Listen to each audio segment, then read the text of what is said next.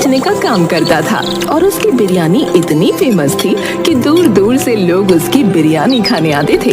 वो अपने ग्राहकों से बिल्कुल दोस्तों जैसा व्यवहार करता था। किसी की प्लेट में एक्स्ट्रा रायता डाल देता तो किसी की पसंद के हिसाब से मसाला कम ज्यादा कर देता। अरे राम प्रसाद भाई, आज तो फिर से बहुत भीड़ है। हाँ भाई, ये सब आपकी दुआओं का असर है। जरा सा इंतजार करिए, बस फिर आपके लिए एक प्लेट बिरयानी तैयार करता हूँ।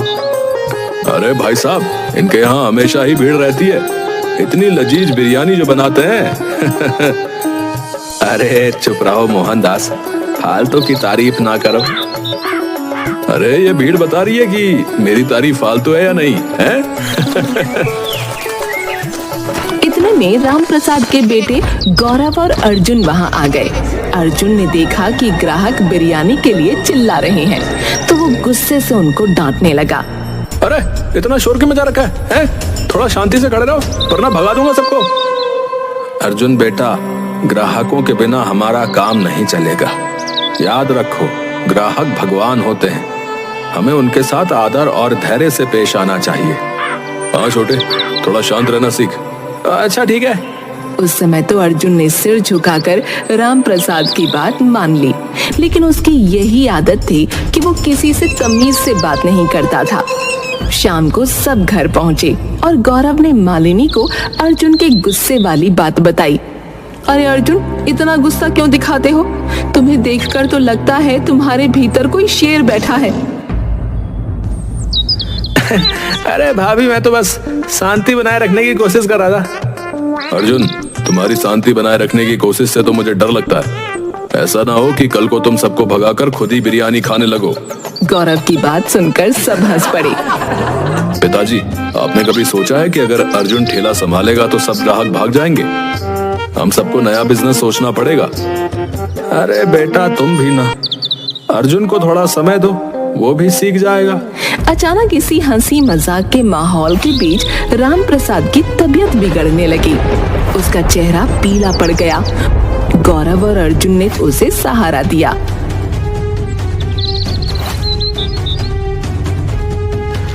पिताजी, क्या हुआ? आप ठीक तो हो ना?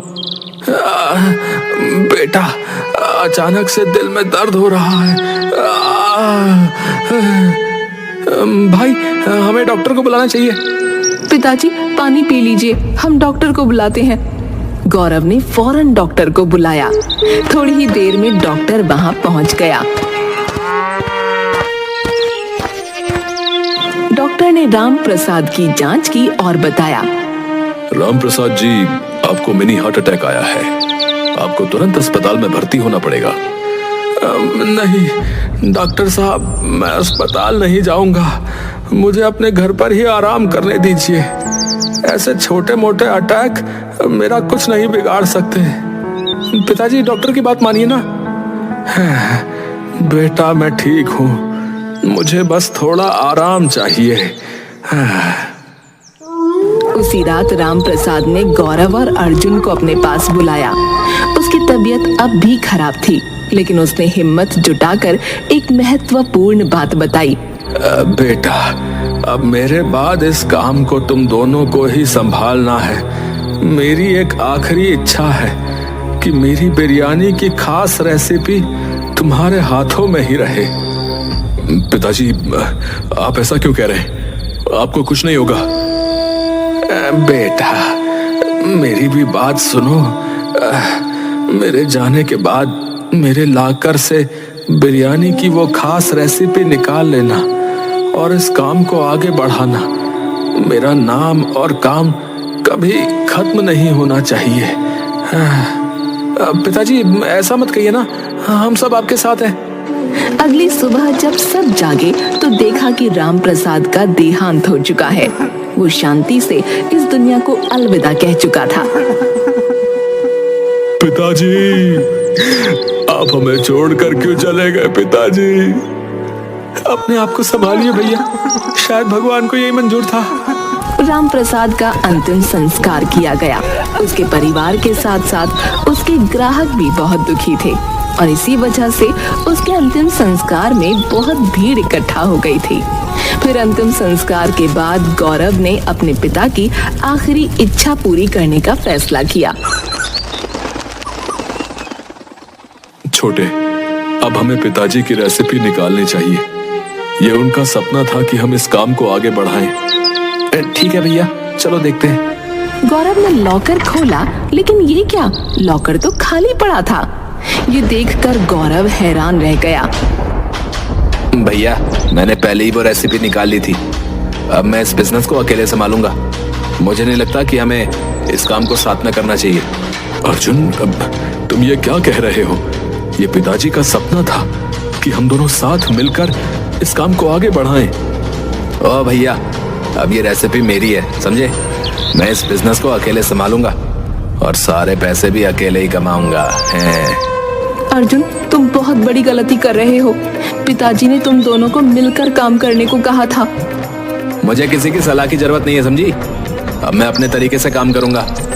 गौरव और अर्जुन के बीच काफी बहस हुई और अंत में अर्जुन ने गौरव को धक्का दिया और रेसिपी लेकर वहां से चला गया। उसने अलग रहना शुरू कर दिया और राम प्रसाद की दुकान में ही बिरयानी बेचने लगा। अरे, मेरे पास अपने पिता की असली रेसिपी है, आइए और बिरयानी का असली स्वाद चखिए। हाँ। लोग अर्जुन और गौरव के बीच हुए इस झगड़े से हैरान थे। क्या तुमने सुना? अर्जुन और गौरव के बीच झगड़ा हो गया है। अब अर्जुन अकेले ही बिजनेस चला रहा है। हाँ, मैंने सुना। ये देखकर बड़ा दुख हुआ कि पिता के जाते ही दोनों भाइयों के बीच दरार आ गई है। गौरव ने बिना रेसिपी के ही अपने पिता की इच्छा पूरी करने का फैसला किया और एक नई दुकान खोली। हालांकि उसके पास ग्राहक नहीं आ रहे थे, क्योंकि असली रेसिपी तो अर्जुन के पास थी। पिताजी, मैं आपकी आखिरी इच्छा पूरी करने की कोशिश कर रहा हूँ, लेकिन ग्राहक नहीं आ रहे। मैं क्या करूं? गौरव, मुझे तुम्हारे इन हालातों का दुख है, पर क्या कर सकते हैं। पर मैं ये कह सकता हूं कि आज तुम्हारे पिताजी होते तो तुम पर गर्व करते। मोहनदास अंकल, क्या आप अर्जुन से बात कर सकते हैं? उसे समझाइए कि हम दोनों को साथ में काम करना चाहिए। अब ठीक है, मैं उससे बात करूंगा।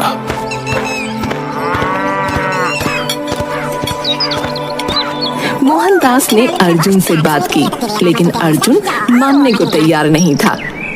अर्जुन, गौरव के साथ मिलकर काम करो। ये तुम्हारे पिताजी की इच्छा थी। ऐसे सब अकेले हथियार लेना सही नहीं है। अरे, फालतू ज्ञान मत दो अंकल, समझ रहे हो? जाओ यहाँ से। काम के समय दिमाग की हटा रहे हो। मोहनदास समझ गया कि अर्जुन किसी की सुनने वाला नहीं है। अर्जुन की दुकान पर ग्राहकों की भीड़ लगी हुई थी, लेकिन उसका बर्ताव खराब होता जा रहा था। वो ग्राहकों से बहुत बेहूदे और अभद्र तरीके से पेश आ रहा था। अरे भाई साहब, थोड़ा रायता और डाल दीजिए। खाने आए तो चुपचाप खाओ ना, वरना ऐसे दफा हो जाओ। ऐसा क्यों बोल रहे हो? हम तो पैसे देकर खा रहे हैं भाई। पैसे देके खा रहे हो, इसका मतलब ये नहीं है कि तुम राजा हो गए हैं। एक शब्द और बोला तो थप्पड़ बजा दूंगा, बता रहा हूँ। भाई, इसमें मसाला कम है, थोड़ा और डाल दो। मसाला चाहिए तो घर से लाकर डाल दो ना। यहाँ कोई तुम्हारे नौकर नहीं लगे हुए कि तुम्हारी हर फरमाइश पूरी हो।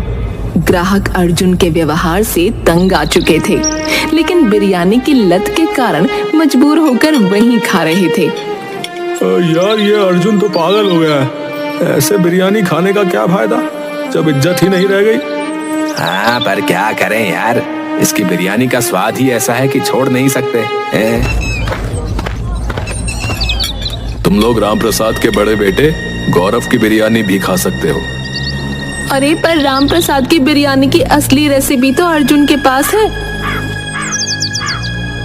हाँ, वो बात सही है, पर बिरयानी तो गौरव को भी बनानी आती है। एक बार खाकर तो देखो। और सबसे अहम बात तो यह है कि उसके पास तुम्हें बिरयानी के लिए इंतजार नहीं करना और ना ही अपनी बेइज्जती करानी पड़ेगी। हाँ, वैसे बात तो सही है। कुछ लोग गौरव की दुकान पर पहुंचते हैं। भाई, सुना है तुम्हारे यहाँ भी बिरयानी मिलती है? हाँ बिल्कुल, आइए बैठिए। यहाँ आपको अच्छा खाना और अच्छी सेवा मिलेगी। ये सुनकर अच्छा लगा। उस अर्जुन के व्यवहार से तो हम तंग आ चुके भैया।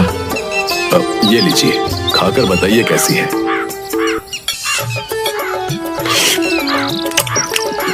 अरे ये तो सेम वैसी ही बिरयानी है। तुमने तो बिना रेसिपी के कमाल कर दिया गौरव, है? गौरव की दुकान पर धीरे धीरे ग्राहक आने लगे और वो भी अपने पिता की रेसिपी के बिना ही बिरयानी का स्वाद अच्छा बनाने में सफल हो गया। आप सब आराम से बैठिए और किसी को कोई दिक्कत हो तो मुझे बताइए। गौरव भाई, तुमने आज राम प्रसाद चाचा की याद दिला दी, बता रहा हूँ। वो भी अपने ग्राहकों का ऐसे ही ख्याल रखते थे और तुम्हारी बिरयानी तो फिर है ही स्वादिष्ट है। हाँ गौरव, तुम ही राम प्रसाद जी के असली बेटे हो। उनके सारे गुण तुम में हैं। गौरव ने मुस्कुराकर ग्राहकों का धन्यवाद दिया। उसकी दुकान पर अब भीड़ बढ़ने लगी और ग्राहकों की संख्या में लगातार इजाफा होने लगा। धन्यवाद भाई, ये सब आपके प्यार और समर्थन की वजह से ही संभव हो पाया है। नहीं गौरव भैया, ये तुम्हारी मेहनत और अच्छे व्यवहार का फल है, बता रहा हूँ। इस बीच अर्जुन की दुकान पर ग्राहकों की संख्या कम होती चली गई। अरे तुम सब खुद को समझते क्या है?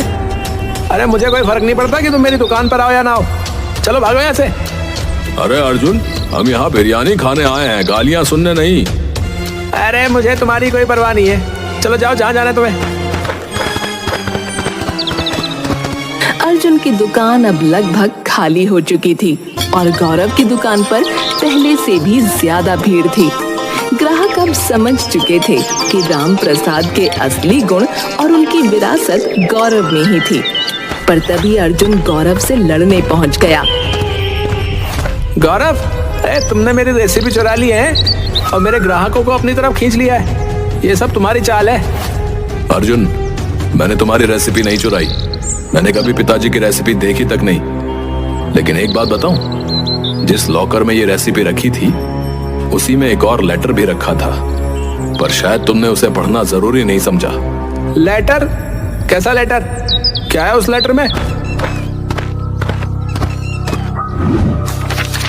मुझे उम्मीद है कि तुम लोगों को ये खास बिरयानी की रेसिपी मिल गई होगी, पर सच्चाई ये है कि इस बिरयानी की रेसिपी में कुछ भी खास नहीं है। ये हर दूसरी आम बिरयानी जैसी ही है। लेकिन खास पता है क्या है? खास हमारा प्यार है, खास हमारी एकता है और हमारा दूसरों के प्रति व्यवहार है। इसलिए तुम दोनों भाई हमेशा मिलजुल कर रहना और दूसरों के साथ प्यार से पेश आना।